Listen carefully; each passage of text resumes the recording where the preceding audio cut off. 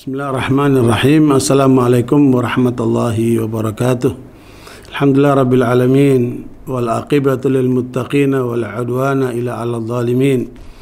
Wassalatu wassalamu ala asyrafil anbiya'i wal mursalin nabiyina Muhammadin wa ala alihi wa sahbihi ajma'in.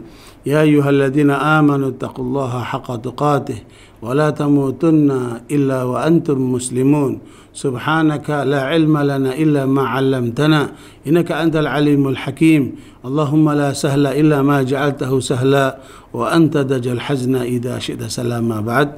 Ikhwani wa akhwati fid din rahimani wa rahmakumullah. Pemirsa dimanapun kita berada, alhamdulillah bersyukur kepada Allah, kita akan melanjutkan kajian kita pada kitab Fathul Majid Syarah Kitab Tauhid, di mana kita masuk kepada ayat ke-151 sampai 153 surat Al-An'am.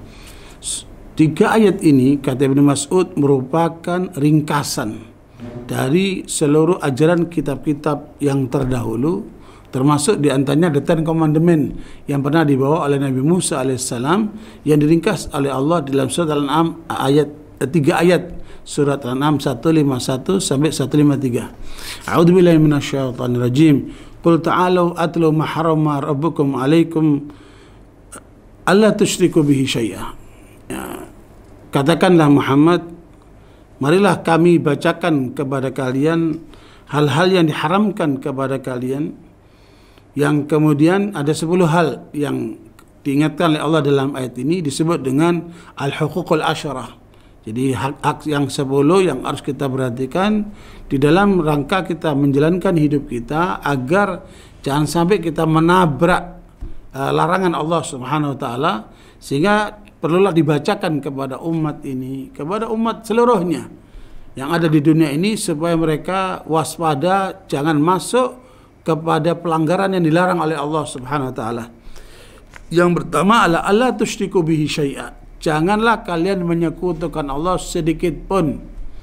Nah, ini bagian pertama yang diingatkan dari 10 poin, yang itu merupakan satu pelanggaran dan kemudian merupakan satu bentuk peringatan keras kepada kita semua, jangan berlaku syirik, jangan mendekati syirik. Apakah menyembah malaikat, apakah menyembah ke kuburan, apakah menyembah jin, ataukah menyembah gunung, atau menyembah batu, atau menyembah keris, atau menyembah pohon-pohonan dan yang sebagainya.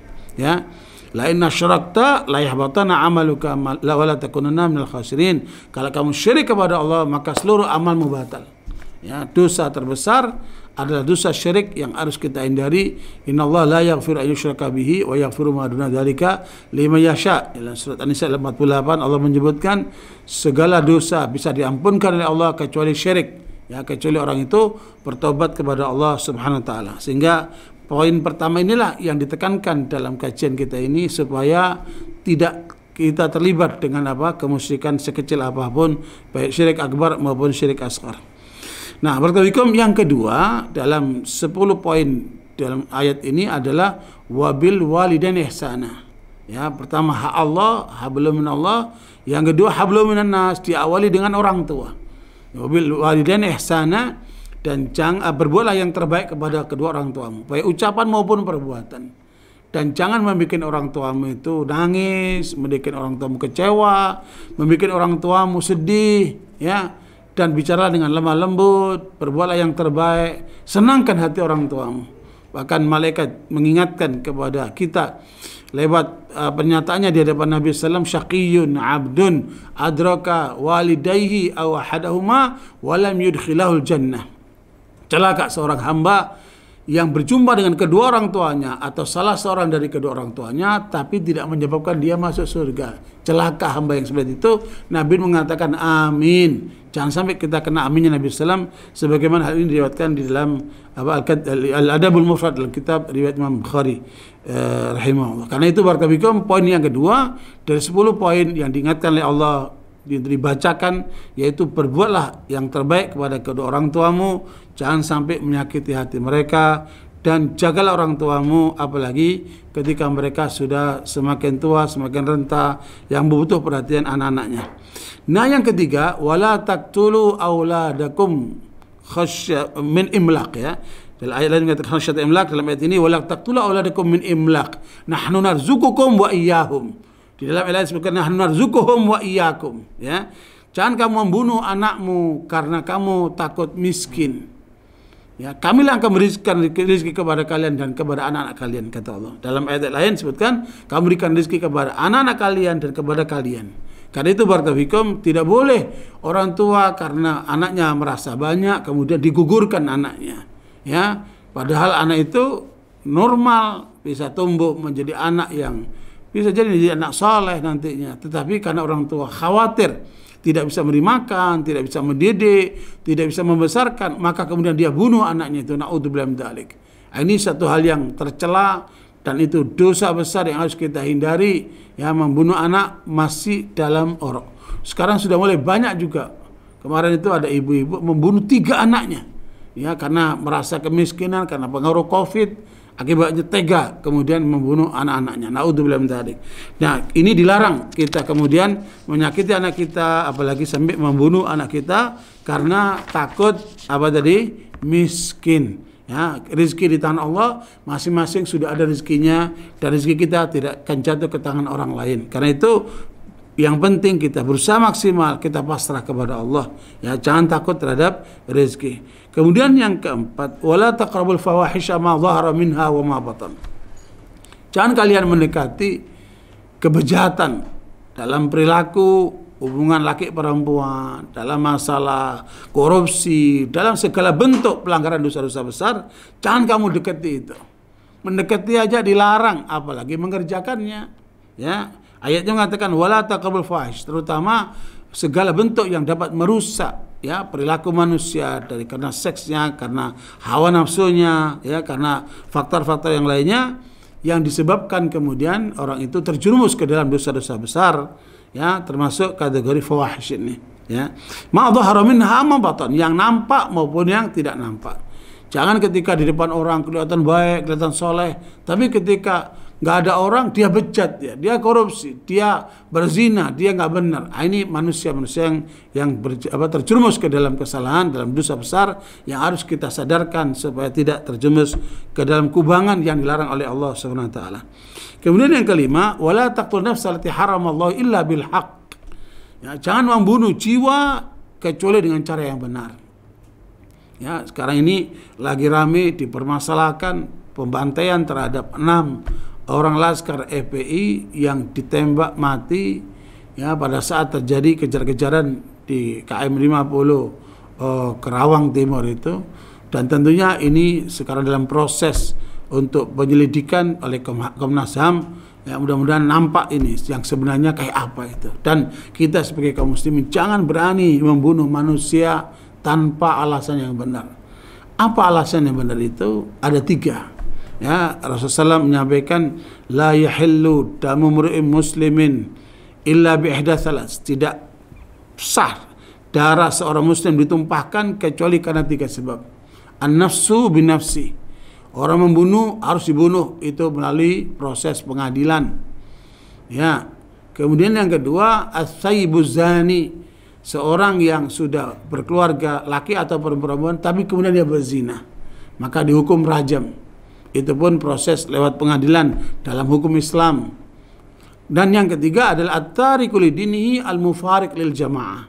Orang yang meninggalkan agamanya, murtad, meninggalkan kaum muslimin, masuk ke dalam ajaran lain, agama lain. Itu hukumnya bunuh dalam aturan Islam, dan itu pun diproses melalui pengadilan agama dalam hukum Islam. Karena itu barakallahu inilah hal-hal yang kemudian dilarang oleh Allah untuk jangan kita mendekati, jangan berani-berani membunuh manusia, karena membunuh manusia itu berarti sama dengan menghancurkan seluruh dunia dan seisinya itu. Na'udzubillah min dzalik.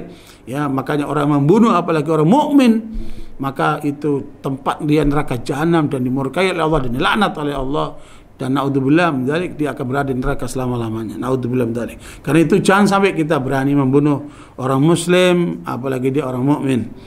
Dzalikum wasaqum bihi la'allakum taqilun. Begitu Allah mewasiatkan kepada kita semua supaya kita menjadi orang berakal. Maknanya semakin sempurna akal kita, semakin kita kerjakan peringatan Allah tadi itu untuk yang diperintahkan dijalankan, yang dilarang kita tinggalkan. Ya, itu kemampuan akal manusia itu sebenarnya mengkonfirmasi terhadap apa yang diajarkan oleh Allah, sehingga justru akal kita tundukkan dengan ketentuan Allah itu. Kemudian yang keenam, wala taqrabu malal yatimi illa billati ahsan hatta yablugha asyuddah. Yang keenam, jangan kamu mendekati harta anak yatim kecuali dengan cara yang benar. Maknanya anak itu masih yatim, kita kelola hartanya sehingga kita kembangkan, dibolehkan. Tetapi tidak boleh kemudian kita ambil haknya. Ketika anak itu sudah masuk masa dewasa, serahkanlah kekayaan itu kepadanya, karena itu miliknya. Jangan kalian ambil sedikit pun dari harta anak yatim itu. Kita hanya diperintahkan untuk menjaganya, merawatnya, mengembangkannya, sampai kemudian mereka masa dewasanya sudah tiba dan mampu untuk mengelola harta itu, berikan kepadanya. Yang ketujuh, wa auful kaila wal mizana bil qist. La nukallifu nafsan illa wus'aha. Ya, jaga itu ukuran, jaga timbangan ketika berdagang. Para pedagang di pasar-pasar, ya, jangan mengurangi timbangan, jangan mengurangi ukuran, karena itu akan mencelakakan kita. Allah mengajarkan kita supaya penuhi tikaran dan timbangan itu, takaran dan timbangan itu. La nukallifu nafsan illa wus'aha. Ketika sudah berusaha maksimal, semoga selebihnya itu Allah ampunkan. Kalau ada kekurangan, ada hal-hal yang mungkin ada keteledoran, semoga Allah ampunkan, maafkan. Tetapi yang penting kita berusaha untuk memenuhi ketentuan apa yang diperintahkan oleh Allah SWT. Nah, kemudian yang ke berapa tadi? Ke-7, wa idza qultum fa'dilu walau kana dza qurba. Ya. Ini yang ke-8 ya. Wa idza qultum fa'dilu walau kana dza qurba. Ya, dan kalau kamu berbicara, kalau kamu memutuskan, terutama ini para hakim-hakim. Ya, para hakim-hakim pemutus perkara, kalau ada mendamaikan dua pihak yang berselisih, maka harus adil di dalam menetapkan ucapan maupun perbuatannya. Hukumnya harus adil, jangan berpihak sebelah. Ya, makanya hakim itu ada 3 kata Nabi. Al-qudatu thalatha. Hakim itu ada 3. Hakim yang tahu yang benar, dia putuskan dengan kebenaran. Hakim ini di surga. Hakim tahu yang benar, tapi diputuskan dengan tidak benar. Hakim ini di neraka. Orang yang salah, kemudian dia benarkan, yang benar dipersalahkan sama dia. Nah, ini kriminalisasi namanya ini. Hakim seperti ini di neraka, kata Allah. Jangan sampai terjadi pada hakim-hakim kita perilaku yang seperti itu. Kemudian ketiga, hakim yang tidak tahu mana yang benar, mana yang salah, dia putuskan dengan kebodohannya. Maka ini hakim di neraka. Maka jangan kemudian kita menghukum tanpa kejelasan. Ya, mana yang salah, mana yang benar. Karena itu lebih bagus kita bebaskan orang itu demi hukum daripada kita menghukum orang yang tidak bersalah. Ya, makanya kalau bicara tentang hukum maka harus bersikap adil. Ya, kemudian ke-9, wa bi ahdillahi aufu. Ya, dengan berjanjian kepada Allah. Kita ada berjanjian dengan manusia, ya, lewat notaris atau lewat tertulis atau lewat lisan. Itu jaga perjanjianmu, komitmenmu, ya, perjanjianmu itu kamu jaga. Karena itu ada pertanggungjawabannya nanti. Dzalikum wasaqum bihi la'allakum tadhakkarun. Inilah 4 hal di poin ayat yang ke-152 diperingatkan oleh Allah supaya kamu jaga agar selalu ingat itu. Hak anak yatim, ya, kemudian bagi pedagang supaya menjaga takaran dan timbangan, kemudian bagi hakim supaya menjaga keputusannya dengan penuh keadilan, ya. Kemudian yang keempat, dalam hubungan satu sama lain harus menjaga kesetiaan, janji-janjinya supaya komitmennya itu dilaksanakan dengan sebaik-baiknya. Nah, yang ke-153, poin yang ke-10, wa an hadza sirati mustaqiman fattabi'uhu wa la tattabi'u subula fatafarraqu bikum an sabilihi dzalikum wasaqum bihi la'allakum tattaqun. Inilah jalanku yang lurus. Jangan kamu ikuti jalan-jalan lain yang nanti menyesatkan sehingga kamu tidak sampai kepada tujuan. Ya, begitulah Allah ingatkan kepada kita supaya kalian menjadi orang yang bertakwa. Nabi SAW menjelaskan tentang ayat ini. Beliau memberikan satu gambar, ya, di atas tanah beliau gambar, inilah jalan lurus yang menuju Allah. Ya, makanya jalan yang menuju Allah itu cuma satu, tidak 2, tidak 3. Inilah jalan lurus menuju Allah. Dan di kanan kiri ada orang-orang yang menyerukan ke jalan yang tidak benar. Jangan ikuti itu. Ikutilah jalan yang lurus ini. Nabi SAW menafsirkan jalan lurus itu apa? Ilmu dan amal.